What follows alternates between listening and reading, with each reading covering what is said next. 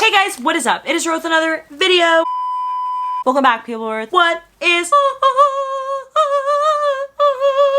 It's so funny how timed life is. A day after I drafted this video, this viral tweet with so many accurate replies appeared on my timeline on Twitter. Today I'm going to be talking about a question that was more popular back then, but is still pretty relevant and prevalent in nowadays, which is regarding book adaptations to movie screen. And the question is, should you read a book before seeing a film? Speaking specifically of the middle school days, that was the era of so many book adaptations, such as Harry Potter, Hunger Games, Twilight, Diary of a Wimpy Kid, Percy Jackson. And then in high school, it was the romantic book adaptations such as The Fault in Our Stars and Paper Towns. And while people wouldn't specifically bully you, I feel like bully is a little bit too strong of a term here, people would usually say that famous phrase when you were interested in seeing a movie that was a book adaptation. But did you read the book? And they said it with such a rough tone, indicating that you weren't allowed to go into the movie theater if you didn't read the book. And because we're young and dumb in middle school and we prioritize things that aren't as important, and we realize that as we get older, we feel obligated. And maybe you're one of those people who go and read the book out of fear that some people would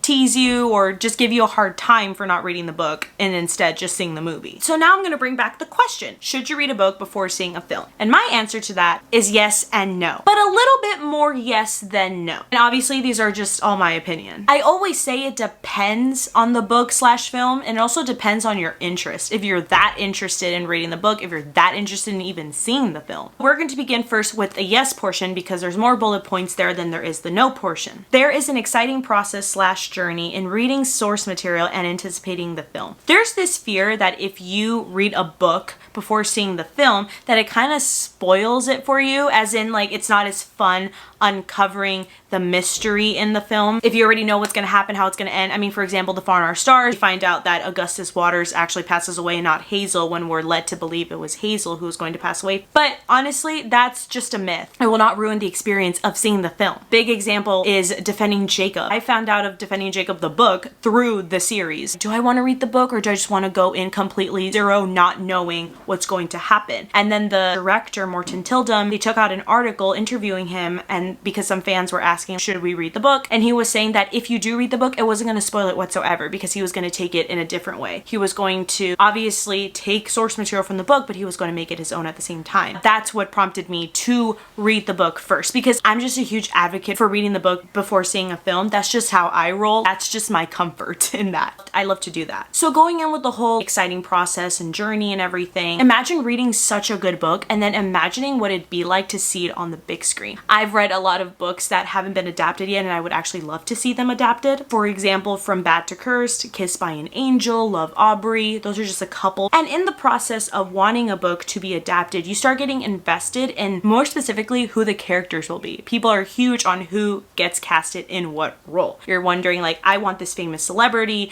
I don't want this famous celebrity, and then you just start nitpicking and choosing, and then that's also fun. I remember this when they announced that Jennifer Lawrence was going to be Katniss Everdeen in the Hunger Games, and they started announcing that Josh Hutcherson was going to be Peeta. It's fun, like, finding a book that's not adapted and then wondering, this is going to be so much fun seeing it on the big screen. I hope they do this in the future. So this leads into my next bullet point, which sounds similar, but bear with me, it's actually quite different. There is an exciting process / journey in now physically seeing the film with previous knowledge. Biggest example I'm going to give here is Defending Jacob. I'm never going to get tired of talking about that book. I remember being like the Leonardo DiCaprio Once Upon a Time in Hollywood meme when he's like, whoop whoop. Every single time some favorite section of my book was being used in the TV series. And also opposite of that, things that Morton Tildum did differently. For example, it was fun seeing how they were going to do the murder gene scene when they start talking about how basically Jacob Barber was born into a murderer because he has blood relatives that are murderers. How they broke down that scene in the pacing and the editing and the blocking was amazing to see. Also, Duffy is a different character. In the book, Duffy is played by a man, and then here They made Duffy a woman, played by the legend Betty Gabriel. Jacob's characteristics are so different from the book. Here in the book, we actually dislike Jacob a lot. That kid is more alarming than what they showed in the TV series. Speaking on that, they did the ending totally different. In the book, I am 100% Jacob Barber did the murder. So with the same bullet point, I bring in the example of Dune, which I am currently reading right now. This leads me into the next bullet point because I'm actually going to talk about Dune in this next bullet point, which is not reading the book can contradict your movie reviews. I refrained myself from also writing opinions because opinions are subjective and there's really no wrong opinion. There could be, but 99% of the time opinions are subjective. I just decided to say just reviews from all levels, from an actual critic that writes on critic sites, has a job, makes a living out of it, and then people who make their own commentary on film Twitter, for example, or maybe letterboxd reviews. It can contradict your review if you don't have previous knowledge of the book, and I'm going to give a couple of examples. The first one I want to give is obviously Dune because that ties into it. I'm reading the book because I feel like Dune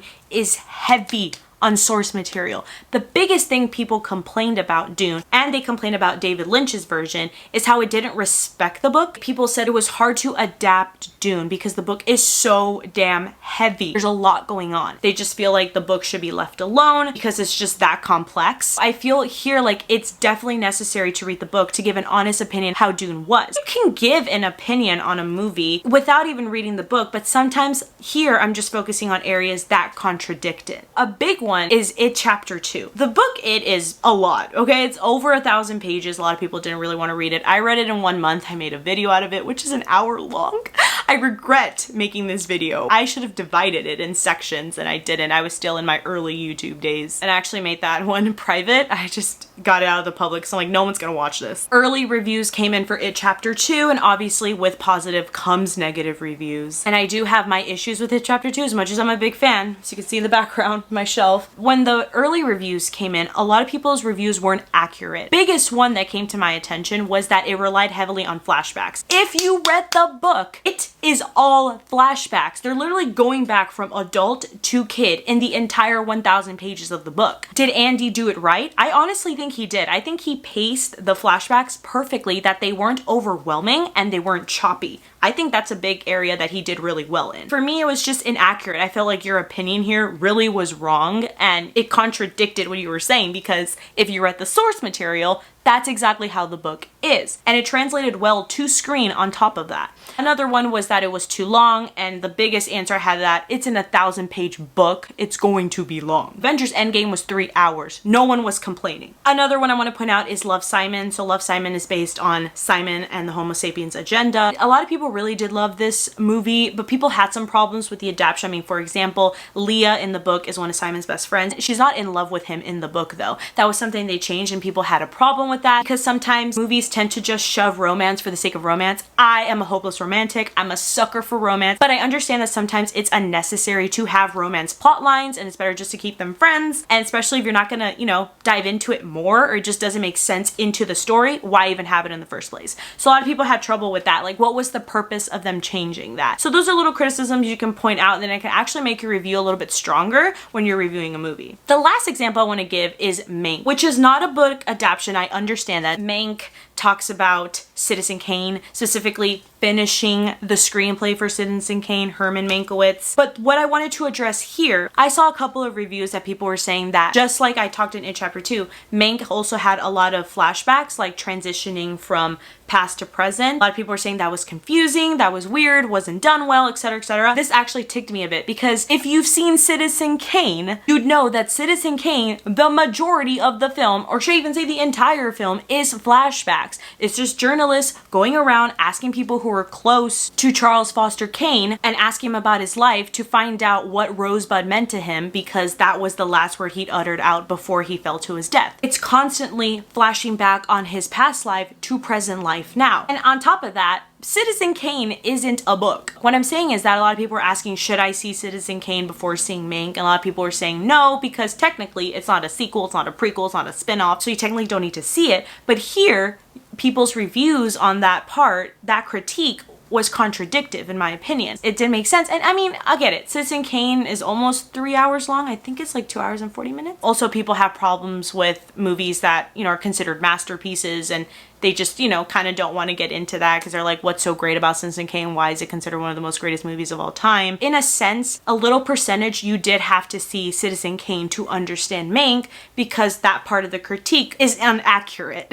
Next bullet point is books are better than the film. This is a big one. How many times has someone said, but the book was way better? And one example I have is The Goldfinch. This is a huge prime example of how the book is definitely way better than the film. I read The Goldfinch in under a week, procrastinated a bit, and I really wanted to read the source material before seeing the film. It's an 800-page book with a lot of text in it. I raced to finish reading that, and I really did love it. When I saw The Goldfinch, I felt that the physical book, Donna Tartt's physical book, was pasted with blue tape on the physical movie screen. I may sound dramatic, but this is true. I felt that they took out 2 pages and were reading word per word Donna's text. It felt choppy. It literally felt like page by page. It felt like a YouTube video of just clips and events happening one by one in this assembly line format, and it didn't work out well. Unfortunately, it was a big disappointment for me in 2019 cinema, and this is one example how books are better than the film. And my last bullet point is books are fun to read. It's funny how when we get older, we complain that we don't have time to read, because we really don't. You know, college,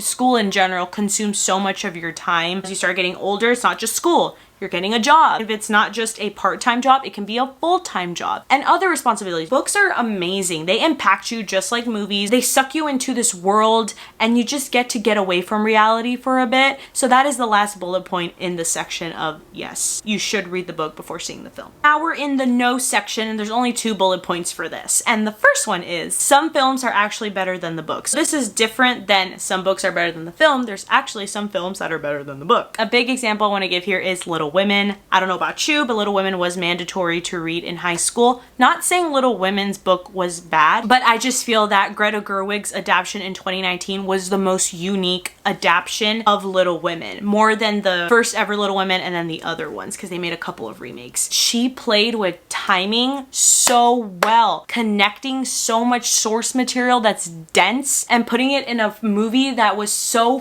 fun to watch. I remember being in the theater and it was so fun seeing this remake so many times. You know, I understand we're again living in a world of remakes and spin-offs, so I do understand that maybe some people didn't want to watch Little Women because it's the same movie being remade so many times, but I highly suggest you see it if you haven't seen 2019's Little Women. She's another prime example of how you adapt source material into a screen, changing some things up, making it work, adding your own spice. And the last bullet point in the no section is it's not mandatory. Guys, let's not be those people who always go, but did you read the book? How can you not read the book? The book is more amazing than the movie. Don't be that person. It's not mandatory. You don't have to. In the end, these are my opinions. This is how I view it. It's the same kind of conversation that when you make people feel bad that you haven't seen classical movies, I sometimes can be like, oh my gosh, how come you have not seen The Godfather? You need to see Clockwork Orange right now. You need to see 2001 Space Odyssey. How have you not seen any Hitchcock movies? I definitely recommend Andrei Tarkovsky. Comes also from a joke perspective because those movies are so amazing. They're so beautiful and they're honestly cinematic masterpieces that I feel everyone should experience. But at the end of the day, why are we gonna make people feel genuinely bad over something that's supposed to be fun? I would definitely recommend you the book, tell you how much this book impacted me, that maybe I would convince you to read it. Just like Tibetan Jacob. But it's not mandatory. You can enjoy the film without reading the book. I've done it many times. I wasn't a person who was a huge advocate in reading a book before seeing a film, and you still enjoy it. You still love it. Though it can contradict your movie reviews, I wouldn't say 100% it would. But yeah, guys, that is all for today's video. If you loved it, give it a thumbs up. If you hated it, give it a thumbs down. If you liked it more than a thumbs up, press the subscribe button, subscribe to my YouTube channel. I will see you all next video.